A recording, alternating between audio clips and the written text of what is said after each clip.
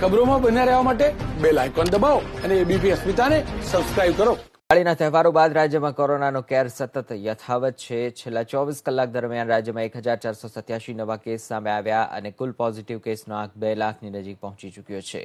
24 કલાક દરમિયાન જે કેસ નોંધાયા તેમાં 850 કેસ 8 મહાનગરપાલિકા વિસ્તારના જ છે. સૌથી વધુ અમદાવાદ મહાનગરપાલિકામાં 319, સુરત શહેરમાં 217, વડોદરા શહેરમાં 132, રાજકોટ શહેરમાં 95 અને જામનગર શહેરમાં 12, જ્યારે ભાવનગર શહેરમાં 21, જૂનાગઢ શહેરમાં 10 અને ગાંધીનગર શહેરમાં 44 કેસ નોંધાયા છે. ગ્રામ્ય વિસ્તારની વાત કરીએ તો અમદાવાદ ગ્રામીણમાં 25, સુરત ગ્રામીણમાં 53, વડોદરા ગ્રામીણમાં 40, રાજકોટ ગ્રામીણમાં 59, જામનગર ગ્રામીણમાં 9, ભાવનગર ગ્રામીણમાં 5, જૂનાગઢ ગ્રામીણમાં 7, ગાંધીનગર ગ્રામીણમાં 38, અમરેલીમાં 18, સુરેન્દ્રનગરમાં 14, બોટાદમાં 2, કચ્છમાં 11, મોરબીમાં 21, ગીર સોમનાથમાં 10, પોરબંદરમાં 4, દેવભૂમિ દ્વારકામાં 3, મહેસાણામાં 46, પાટણમાં 44, બનાસકાંઠામાં 30, સાબરકાંઠામાં 23 અને અરવલ્લીમાં 9 કેસ નોંધાયા છે. આ સાથે જ રાજ્યમાં હવે કુલ પોઝિટિવ કેસની સંખ્યા 1,98,899 પર છે.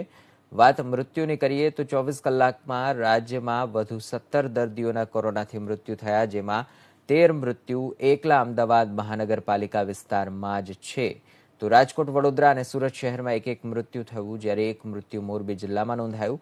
રાજ્યમાં હવે કુલ મૃત્યુઆંક વધી 3,876 પર છે. કોરોનાના કેર વચ્ચે સતત રાહતના સમાચાર એ છે કે છેલ્લા 24 કલાક દરમિયાન રાજ્યમાંથી 1,234 દર્દીઓ કોરોનાને માત આપવામાં સફળ રહ્યા. અત્યાર સુધીમાં ડિસ્ચાર્જ થયેલા કુલ દર્દીઓની સંખ્યા 1,81,000ને પાર છે.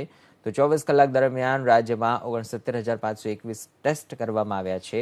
રાજ્યમાં અત્યાર સુધીમાં થયેલા કુલ ટેસ્ટની સંખ્યા 73 લાખને પાર પહોંચી છે.